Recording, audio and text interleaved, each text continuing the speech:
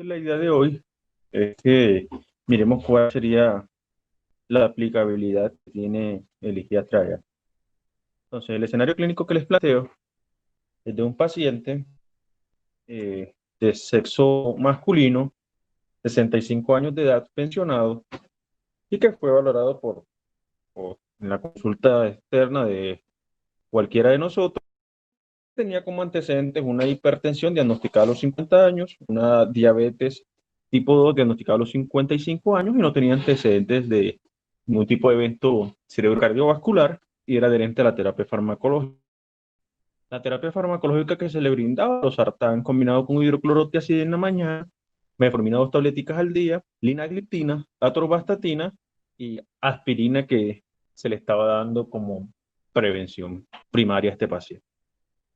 El examen físico, le tomaron la presión arterial sentado, 125/75, frecuencia cardíaca 76, pesaba 75 kilos y le da un índice de masa corporal de 26.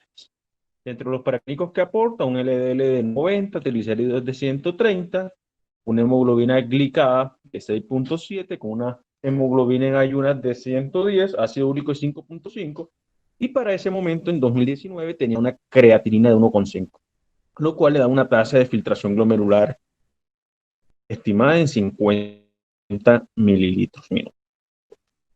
Adicional a eso, tenía una albuminuria, una relación albuminuria-creatinuria, 60 miligramos gramos, y lo que lo estadificaba una enfermedad renal crónica, estadio 3A a 2.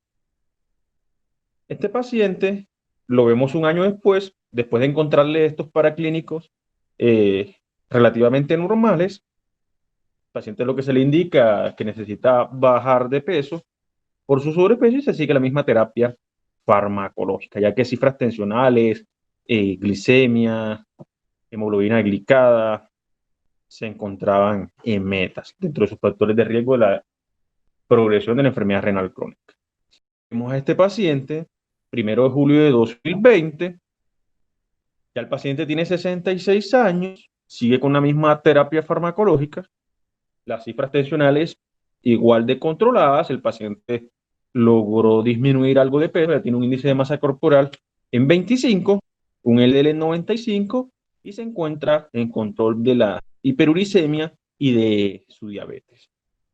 Nos aporta los paraclínicos y resulta que tiene ahora una creatinina en 1.9, cuando previamente hace un año la tenía en 1.5, disminuyó la tasa de filtración ostensiblemente en un año y la relación albuminuria-creatinuria prácticamente se triplica. La tiene ahora en 110 miligramos gramos, ahora es un estadio 3B a 2. Se le hace el enfoque a este paciente, los problemas actuales es que tenemos una enfermedad renal crónica en progresión, perdió 5 mililitros minuto en un año, pero tenemos una hipertensión, una diabetes controlada, una hipertensión controlada, el paciente está en sobrepeso, está adherente a la terapia física, adherente a la terapia o a la dieta que se le está haciendo al paciente, tiene una dislipidemia controlada y tiene un ácido úrico normal. Entonces la pregunta es, bueno, ¿qué está pasando con este paciente donde todas las variables yo las tengo controladas y me está empeorando la función renal aceleradamente? Y si no freno el factor de progresión, este paciente llegará indudablemente en algún momento a enfermedad renal crónica con algún tipo de necesidad de terapia de reemplazo renal. Este paciente lo vemos el 1 de julio y el día 28 de julio, en un paciente que tenía previamente controlados todos sus factores de riesgo, desarrolla un síndrome coronario agudo. Entonces la pregunta es, ¿qué pasó en nuestro paciente? Pero bueno, este paciente le habíamos solicitado, posterior a la segunda consulta, un monitoreo ambulatorio de la presión arterial en 24 horas y estos son los resultados que aporta.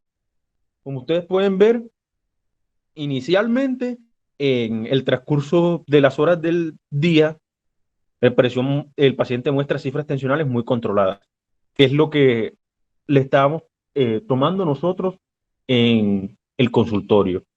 Pero este mismo paciente, en horas de la noche, presentaba unas elevaciones bastante significativas y no presentaba el descenso fisiológico de las cifras de tensión arterial. Y esto podría ser lo que nos desencadenó tanto la progresión de su enfermedad renal crónica como el evento coronario agudo de desarrollo. ¿Qué tenemos entonces? Tenemos un paciente que aparentemente tenía las cifras bien controladas, pero era enfermo renal crónico y debemos hacernos la pregunta, ¿qué datos adicionales nos aporta el mapa en el manejo de la presión arterial en el paciente con enfermedad renal crónica? ¿Cuál es la importancia clínica de estos datos en cuanto a desenlaces renales y cardiovasculares?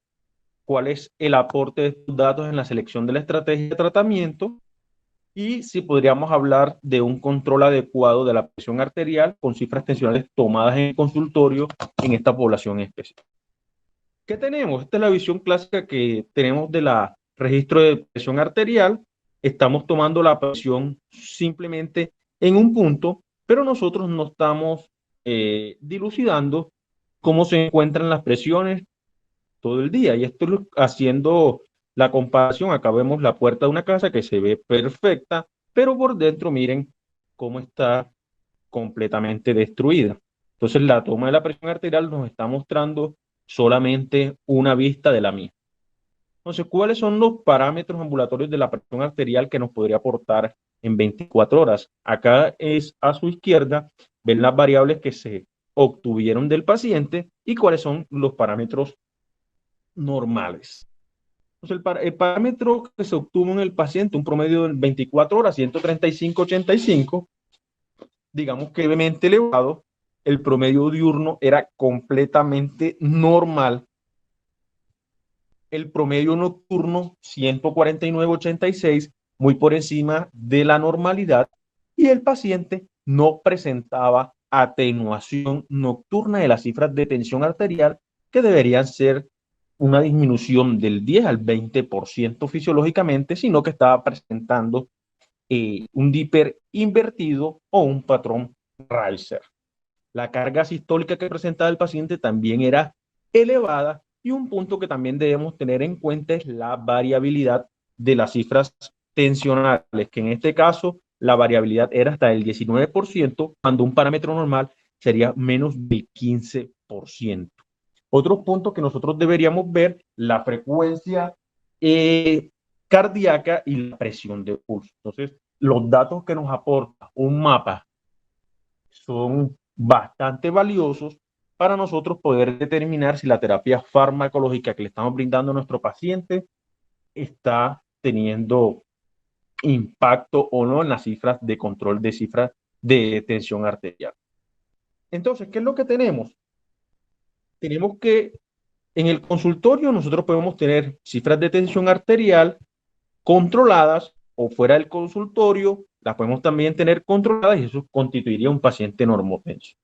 En el caso de que en el paciente tenga en el consultorio cifras tensionales controladas, pero fuera del consultorio estén elevadas, nos constituye una hipertensión enmascarada, o en caso de que el paciente tenga hipertensión en el consultorio, pero esté controlado fuera del consultorio, nos constituye hipertensión de bata blanca.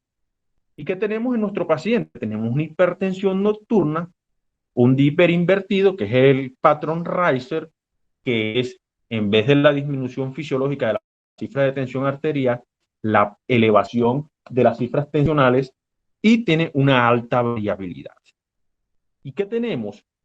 Tenemos este estudio, el estudio CRIT, y que nos muestran que a medida que va disminuyendo la tasa de filtración glomerular, se nos va incrementando la cantidad de pacientes que tenemos con hipertensión enmascarada, ustedes lo pueden observar, y a su vez se nos incrementa la cantidad de pacientes que tienen hipertensión sostenida. Y esto también se encuentra que cuando vamos teniendo elevaciones de la relación que tenemos entre la proteína urinaria y la creatinina. A medida que se incrementa esto, también se me incrementa el porcentaje de pacientes que tienen hipertensión sostenida e hipertensión enmascarada. Y esto también nos lo mostró un estudio japonés, que nos muestra que las cifras de hipertensión persistentemente elevadas son hasta el 26%, y la cantidad de pacientes que pueden tener hipertensión enmascarada y que son enfermos renales crónicos puede llegar hasta el 30.9%, lo cual es una cifra bastante importante. Tenemos el estudio GIA.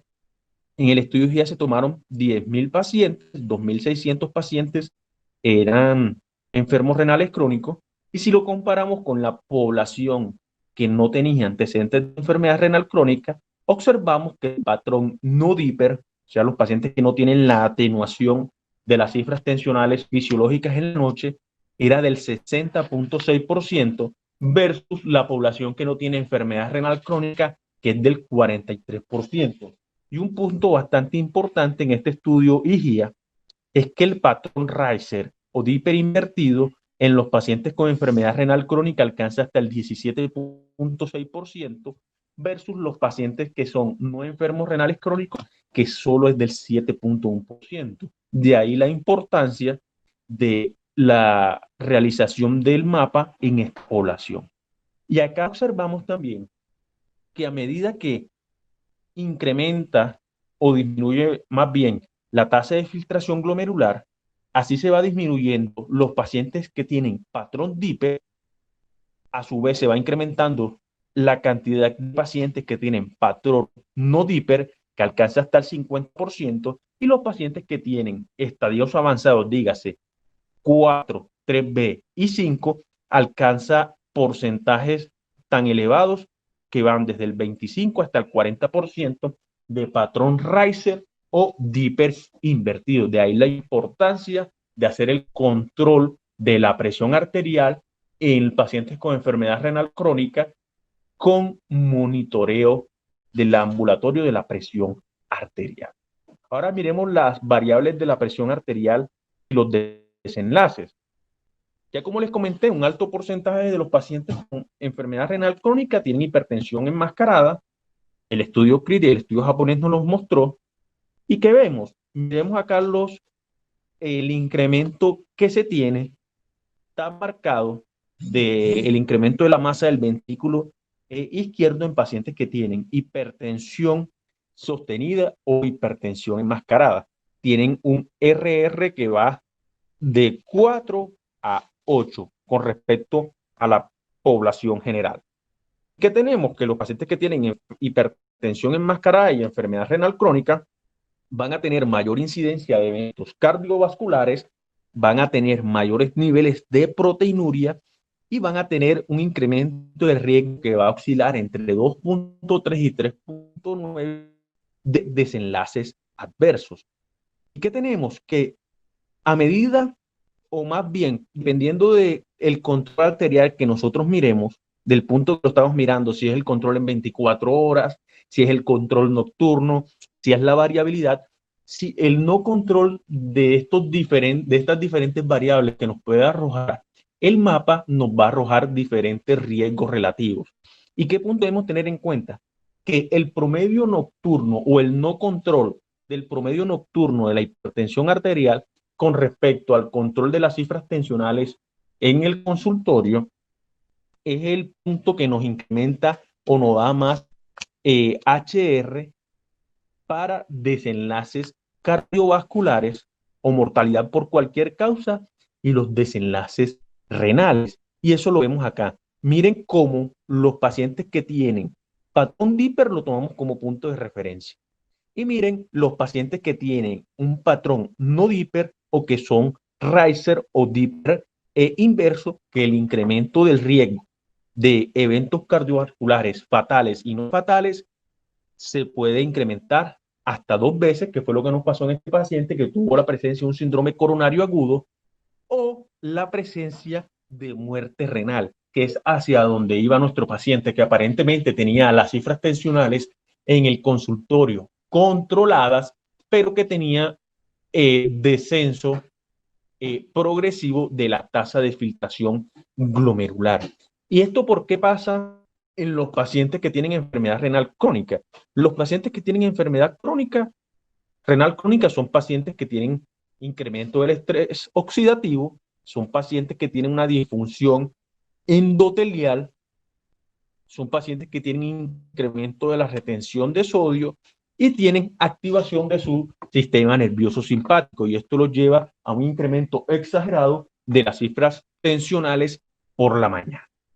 ¿Qué otra variable tienen estos pacientes? Tienen incremento de la variabilidad. Como les comenté, la variabilidad en un mapa no debe pasar el 15%. Y estos pacientes tienen una activación del sistema nervioso simpático, perdón, del sistema renin-angiotensina-aldosterona, lo cual los lleva a este incremento de la variabilidad.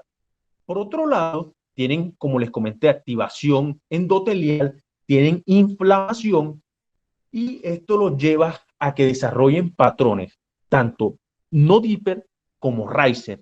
Y toda esta conjugación de elevación por las mañanas de las cifras tensionales, de la disminución de la variabilidad y los patrones Reiser o no Dipper los llevan a un incremento de daño en órgano blanco con progresión de la enfermedad cardiovascular y progresión de la enfermedad renal crónica. Y esta gráfica nos muestra qué fue lo que pasó en nuestro paciente. Un paciente aparentemente bien controlado, que está progresando su enfermedad renal crónica y que se me infarta. Y eso es lo que nosotros debemos impedir, ¿sí?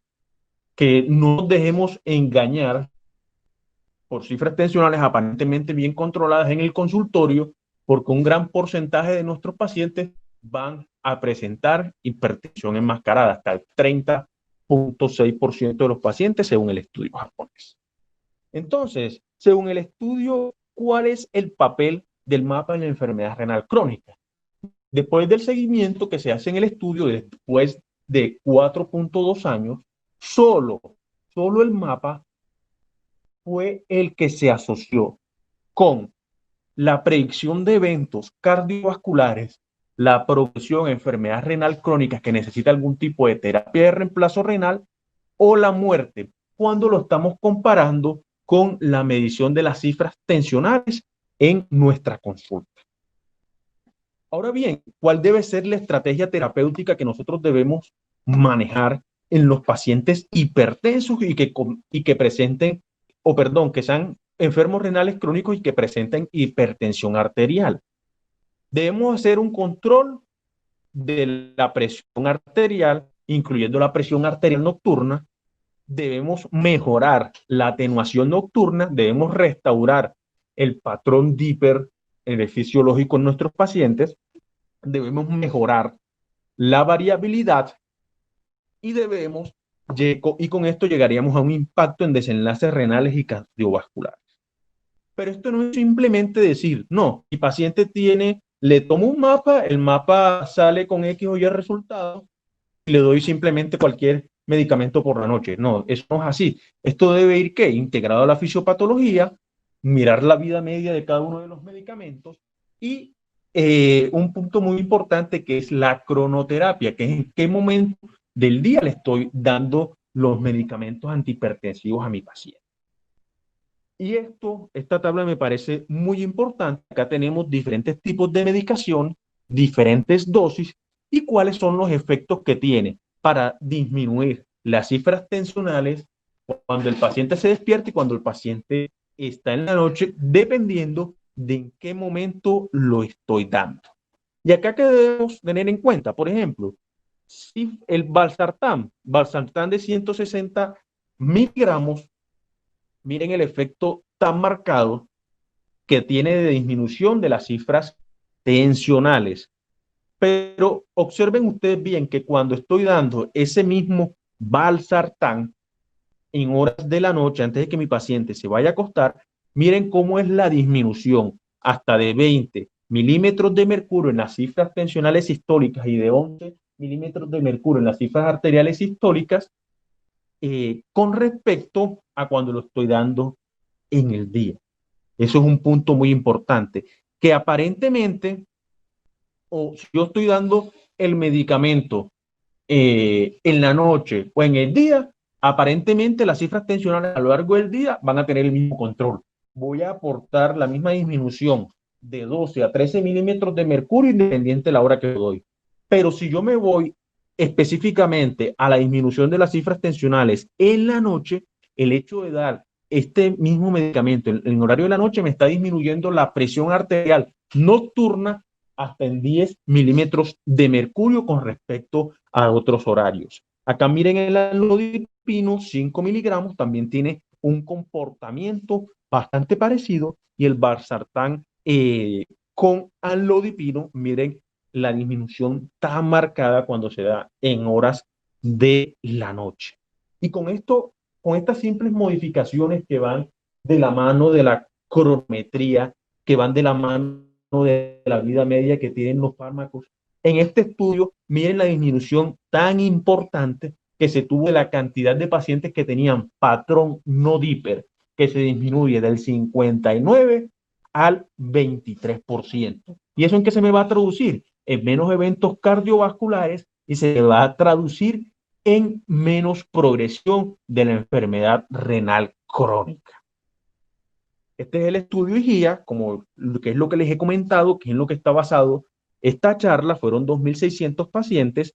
Miren el tiempo de administración de los antihipertensivos y miren cómo es la reducción de los pacientes que tienen patrón no DIPER y cómo es la reducción tan importante de los pacientes que del Riser o el DIPER inverso, que disminuye del 21.5 al 10.6, aunque las cifras tensionales aparentemente o el promedio en 24 horas se mantenga completamente igual, solamente con cambiar los horarios de los antihipertensivos que se va a dar a los pacientes. Y miren las disminuciones que se van a tener en la gráfica de la derecha, perdón, de la izquierda, pacientes antes de hacer la modificación por cronoterapia de los antihipertensivos, pacientes a la derecha, posterior de hacer los ajustes, y miren cómo desciende.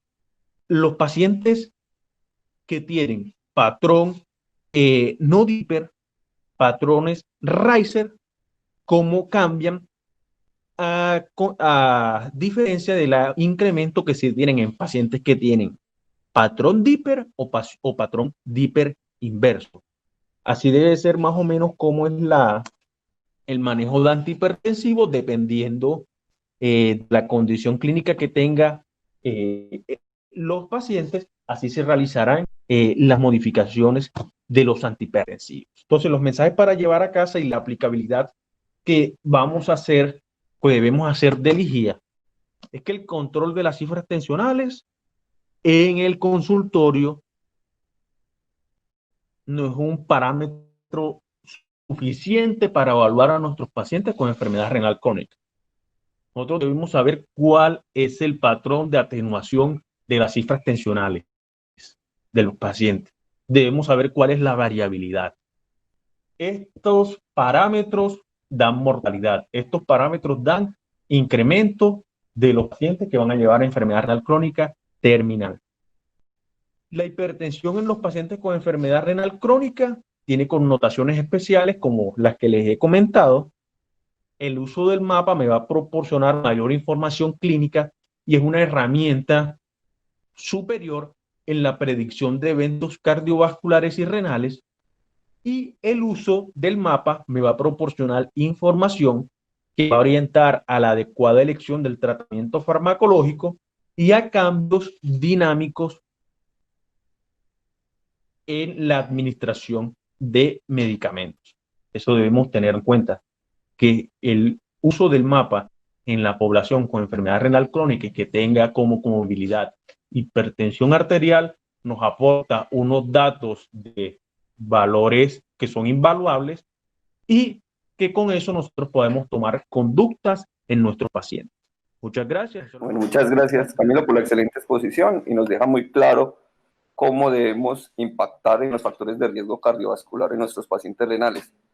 El paciente que tiene insuficiencia renal crónica tiene un riesgo incrementado cardiovascular, de ahí que cuando se empieza la enfermedad renal crónica, el riesgo es alto y a medida que progresa la enfermedad renal crónica, ese riesgo se vuelve exponencialmente mayor. De ahí que un paciente que tiene enfermedad renal crónica y progresa al estadio 5 de la enfermedad renal tiene un riesgo cardiovascular hasta 100 veces mayor que uno que no tiene esta condición. De hecho, la mayoría de los pacientes que tienen enfermedad renal crónica se van a morir en el camino por eventos cardiovasculares y no van a alcanzar a llegar al estadio 5 de la enfermedad. Si se empieza un paciente que tiene enfermedad renal crónica en el estadio 1, hasta el 20-30% de los hipertensos, y cuando llega al estadio 5 de la enfermedad renal crónica, hasta el 95% de los pacientes tienen hipertensión. Y esa hipertensión tiene unas características. Primero, es una hipertensión de difícil control. Casi todos los pacientes requieren 3 o más medicamentos para poder lograr las metas. Es decir, que la mayoría de los pacientes que tienen enfermedad renal crónica avanzada son con hipertensión resistente. De hecho, si ingresan a diálisis, esto puede incrementarse hasta en el 70-80% de los pacientes, lo que quiere decir que es una hipertensión de muy difícil manejo. Ahora bien, si vemos los pacientes que tienen enfermedad renal crónica en todos los estadios, tenemos unas cifras muy desalentadoras. Más de la mitad de los pacientes que tienen enfermedad renal crónica no están en metas en el control de la hipertensión arterial, y eso tomando solo la hipertensión arterial como uno de los factores a controlar. Si evaluamos los otros desenlaces y condiciones como dislipidemia, diabetes, obesidad, realmente nos rajamos porque la mitad de los pacientes o más no están en metas en los factores de riesgo cardiovascular.